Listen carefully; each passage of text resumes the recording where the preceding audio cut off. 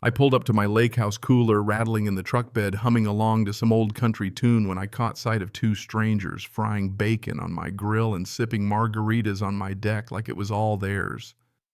And I'll never forget the guy in the loud Hawaiian shirt actually waved at me, grinning like I was the one trespassing on his vacation. That's when I knew I'd stumbled right into the kind of mess you only see in sitcoms or those only in Florida news stories. Except this was my life and it was about to get a whole lot crazier. "You lost?" I asked. But before I could even process what I was seeing, the woman in the floppy sun hat piped up with, "Oh, are you the caretaker? We paid $250 a night for this Airbnb. Karen met us at the dock, said she was managing the property for you. My jaw hit the deck so hard I probably left a dent. My lake house mine paid for with the sweat from my own brow every summer spent patching the dock or chasing raccoons off the roof was apparently now a side hustle for the neighborhood HOA tyrant Karen. Now, if you've ever tangled with an HOA, you know the type. Karen was the queen of petty complaints. But this was Olympic-level overreach. There were strangers in my hammock, my deck, and by the looks of it, Karen had turned my sanctuary into her own rental gold mine. The audacity of it almost made me laugh. But here's where it gets better. The renters thought I was some local color, like part of the lakeside experience. They tried to hand me a tip, $20 just for showing up in dirty boots. I took it honestly just to watch them squirm. I stormed inside, and it was like walking into a department store display. My fishing trophies replaced by seashell knickknacks, brochures for lakefront luxury getaways stacked on the counter, little mints on the pillows in the bedroom. And the kicker, a guest book with notes from other visitors. Karen had been doing this for weeks, maybe months. I just about lost it, imagining all those strangers sleeping in my bed. When I told the couple I actually owned the place, they shot me. Looks like I was the scammer. I had to dig my deed out of the glove box. Yeah, I carry it. You deal with Karen long enough, you get paranoid and shove it under their noses. That's when the real circus started. The guy, bless his heart, insisted since he'd paid, he had the right to stay. So now I'm in a shouting match on my own porch with a tourist in swim trunks, my neighbor across the cove filming on his phone like it was the highlight of his year. They called Karen, put her on speaker, and her voice came through smug as ever. "Don't listen to him. I'm the HOA president. I have rights to lease unused properties for the community. I almost fell over laughing lease and used properties for community benefit. The woman was running a rental racket and pitching it like a charity." I took the phone, told Karen her scam was done, and hung up. The look on those renters' faces, caught between trusting the screeching phone voice or the guy literally locking them out, was priceless. Eventually, they packed up, muttering about suing somebody. I didn't care who as long as they left. That night, I sat on my deck, beer in hand, staring at the lake, the absurdity slowly sinking in. Karen, who had harassed me for years about dock paint and boat trailers, was pocketing hundreds off my house every weekend. But this wasn't some one-off. I found fresh sheets that weren't mine, a half-empty bottle of sunscreen in the bathroom, guest book entries weeks old. I started piecing it together. Karen had turned my property into a full-blown business. That was the last straw.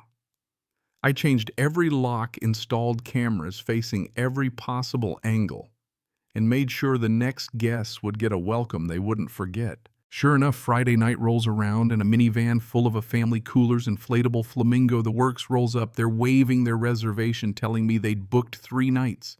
I explained calmly as I could muster that I was the owner, and the only thing they'd rented was a front row seat to a scam. The dad called Karen. On speaker, she tried to spin another story. He's just a disgruntled relative. The family wasn't having it. They threatened lawsuits, refunds, the works. Then they drove straight to Karen's house, and I sat on my porch nearly choking on laughter. The next morning, I saw Karen strutting down the street, all fake smiles and queenly waves, like nothing had happened. That's when I decided enough was enough. I stormed over to her McMansion garden gnome standing guard and rang her bell. She answered, all frosted hair and surprise. "Oh, it's you. Everything handled last night."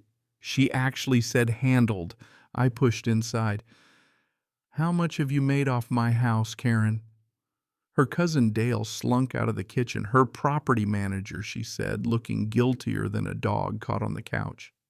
Dale didn't even have a license. I told them straight. I had proof I was done playing nice. Karen tried to twist it. "HOA has rights. Your house is vacant weekends. I'm just facilitating enjoyment." She made herself sound like a charity worker. I shouted back, "You have no right. Not my locks, not my bed sheets, not a dime." By now, half the neighbors were peeking through their curtains. Karen loved an audience, but this one wasn't on her side. She tried to bluff sue me. HOA bylaws back me up. Judges always side with the association. I knew she was full of it, but I needed to play it smart. I went to the county clerk with everything, documents, screenshots, the works. The clerk just shook his head and said, "That's fraud." Fraud music to my ears. Armed with proof, I set up my trap.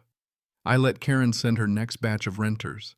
I let them get locked inside my new gate, watched them call her in a panic, and filmed the whole thing.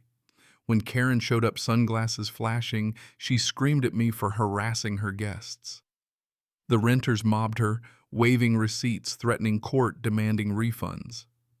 I played the homeowner calm and collected, laying out my deed, my footage, and the sheriff, called by the crowd, just shook his head. "Ma'am, you can't rent out property you don't own. That's fraud." Karen went pale. The neighbors' phones out, filmed her meltdown as the sheriff handed me back my flash drive.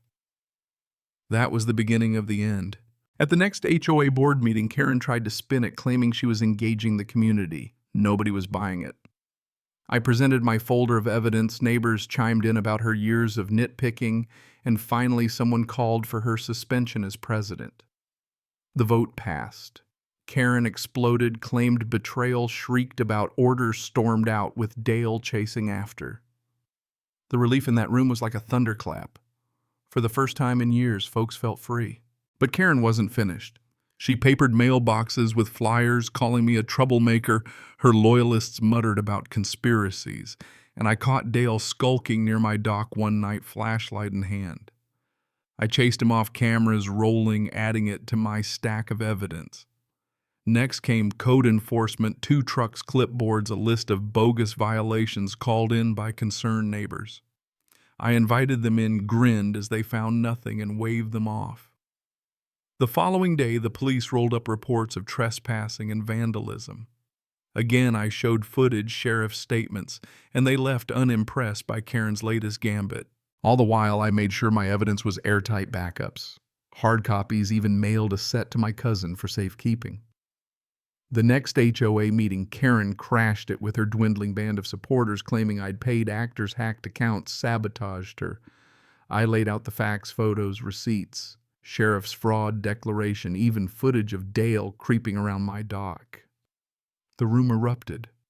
A board member called for her permanent removal, and nearly every hand went up. Karen was finished, speechless, for the first time, her reign over. Word got out. Renters sued her for fraud, local blogs picked up the story, and soon Karen's face was the punchline of every conversation. Her house, her precious McMansion, went into foreclosure, and I bought it at auction. The look she gave me standing at the edge of my new yard was pure fury, accusing me of ruining her life. I just raised a beer, saluted, and let her scream herself hoarse. Instead of renting out her old place, I turned it into a public fishing dock and picnic area, free for the neighborhood kids, laughing grills, smoking the very thing she'd always tried to control. Karen haunted the edges sometimes, just another face in the crowd, watching what used to be her kingdom turn into the heart of a real community. You know what I mean? That's the thing about bullies. Give them enough rope and eventually they hang themselves. I'd protected my home, toppled a tyrant, and given my neighbors back their freedom. And as the sun dipped behind the lake, laughter drifting across the water, I knew I'd done more than win a fight. I'd changed the whole story. So let me ask you, where do you draw the line between standing up for yourself and letting someone walk all over you? Ever tangled with an HOA nightmare yourself? Let's hear about it, because sometimes justice is just a locked gate and a cold beer on your own damn porch.